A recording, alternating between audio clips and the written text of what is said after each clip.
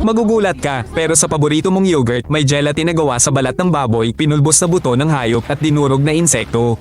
At ang lahat ng yan, opisyal na pinapayagang idagdag sa pagkain. Pagbukas mo ng strawberry yogurt sa umaga, akala mo gatas na may prutas, pero ang totoo, ninunguya mo pala ay pinrosesong buto ng mga hayop at pinakulo ang balat ng baboy. Yung gelatin na nagpapakinis at nagpapatibay sa yogurt, literal na pinakulo ang buto at balat ng baboy at baka. Kinukulo yan ng ilang oras hanggang maging transparent na masa ang lahat ng putang inang yan. At yung bone meal na idinaragdag bilang source ng calcium. Yun ay mga buto ng baka na dinurog at ginawang pulbos. Magaling talaga ang mga manufacturer, calcium ang nilalagay nila sa label imbes na sabihing pulbos ng buto. Mas astig pa, yung pulang pangkulay na carmine na ginagamit sa strawberry at cherry yogurt para maging pink gawa sa dinurog na cochineal bugs. Milyon-milyong insekto ang kinukulo at dinudurog para lang makuha ang matingkad na kulay. At hindi yan galing sa isang ilegal na pabrika sa liblib na lugar, puta. Ito yung ordinaryo mong Activia o Danisimo mula sa pinakamalapit na tindahan. Yung may nakalagay pang masayang pamilya at berdeng bukirin sa packaging, Tangina.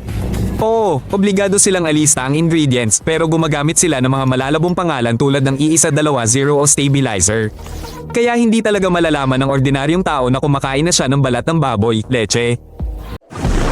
Puta, grabe to. Ang gelatin sa yogurt mo? Ginagawa yan sa mga pabrika kung saan pinapakuluan ng tontoneladang balat ng baboy at buto ng baka sa malalaking tangke na halos 100 degrees Celsius ang init. Para kang nasa impyerno pag nakita mo, putangina. Isipin mo, ang lalak ng tangke may lumulutang na bundok ng balat mula sa babuyan. Pinapakuluan lahat at ang baho grabe kaya naka-respirator ang mga trabahador. Una, binababad yung balat at buto sa asido o alkali ng ilang linggo para matuno ang taba at dumi. Tapos, hinuhugasan at saka pakukuluan ng 12 hanggang 15 oras tuloy-tuloy. Kapag kumukulo, yung collagen sa buto at balat naghihiwalay, nagiging gelatinous na masa. Pagkatapos, sinasala yan, pinapaputi gamit ang kemikal at pinapatuyo para maging manipis, transparent na sheet o granules. Ang pinaka-tangina rito, isang pabrika lang ng gelatin, nakakaprocess ng hanggang 50 toneladang balat ng baboy kada araw. Literal na libo-libong baboy ang ginagamit para lang lumapot yung yogurt mo, gago. At yung transparent na putangina na yan, hindi lang sa yogurt na pupunta. Pati sa marmalade, marshmallows, jelly, at maging sa mga capsule ng gamot. Kaya panay ang kain mo niyan nang hindi mo alam, tarantado. Sa Russia, ang pinakamalaking gumagawa ng gelatin ay nasa rehiyon ng Chelyabinsk. Tahimik lang silang nagsusupply ng produkto sa lahat ng higanteng dairy tulad ng Danone at Ermin, mga putangina. Putangina, grabe lang. Yung bone meal na hinahalo sa mga yogurt para kunwari may calcium, mismong buto pala ng baka na dinurog at galing pa sa mga butong pinapakain sa aso. Sa mga katayan, pag natapos nilang hiwain ng mga hayop, may buto na hindi na mabenta bilang karne.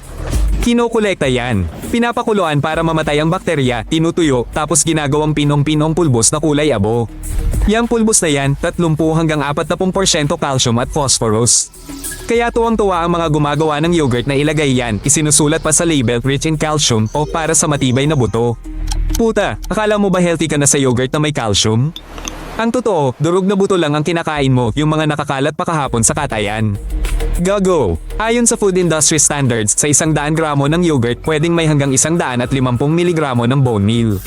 At ito raw ay normal at ligtas. Mga gago, lintik na. Hindi lang pala sa yogurt nilalagay ang bone meal. Pati sa baby food, mga cheese spread, at kesong stick. Panay sulat pa sila ng natural source of calcium, kuno. Mga ulol. At ang mas nakakaputangina pa, ang dami namang alternatibo. Pwede namang halaman o synthesized na calcium. Pero mas mahal daw yon. Kaya mas pinili nilang magdurog ng buto at ipalaman sa pagkain. Mga demonyo. Putangina, halos masuka ako nang malaman ko na ang pulang kulay pala sa yogurt, milyon-milyong dinurog na kulisap.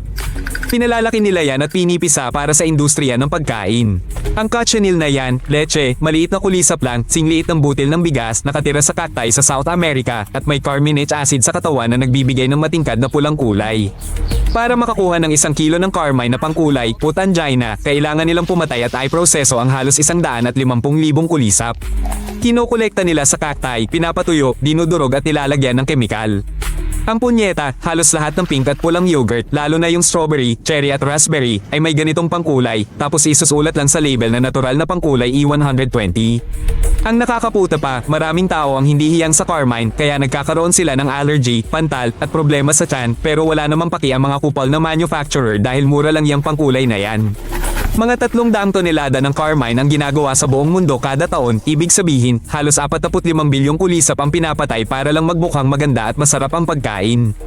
At ang gago, ang mga vegan na hindi kumakain ng karne, tuwang-tuwa pang nilalafang ang yogurt na may carmine nang walang kaalam-alam na kumakain sila ng insekto at hindi naman kailangan isulat ng manufacturer sa packaging na may kulisap. Puta, nakakaputangina talaga. Bukod sa mga buto, balat at durog na insekto sa mga yogurt, ang dami pa palang kupal na kalokohan na tinatago ng mga gumagawa sa likod ng pangalang siyentipiko. Halimbawa, itong pampakapal na carrageenan na gawa sa pulang damong dagat at inilalagay para maging creamy ang yogurt, pwede kang magkapamamaga sa bituka, tangina. O di kaya, ang pesteng preservative na potassium sorbate E202 na pumapatay sa lahat ng bakterya, pati na yung mga mapakinabangan, ginagawang patay at puro kemikal ang iyong buhay na yogurt na may probiotiko.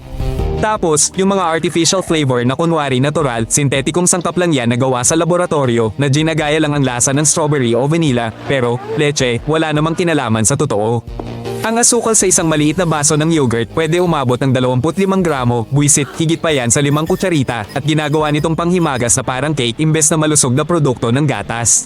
Ang totoong yogurt, yung mga gatas at starter lang ang sangkap pero sa ordinaryong tindahan, mga 5% lang ganyan, ang iba, punyeta, purong kemikal na cocktail na may buto ng baboy at durog na insekto. Kaya sa susunod na bibili ka ng yogurt, baligtarin mo yung baso at basahin ang sangkap at isipin mo kung handa kang kumain ng balat ng baboy at insekto para lang sa kunwari convenient na packaging, gago. Mag-subscribe ka sa channel at siguradong mapapamura ka ulit sa mga malalaman mo.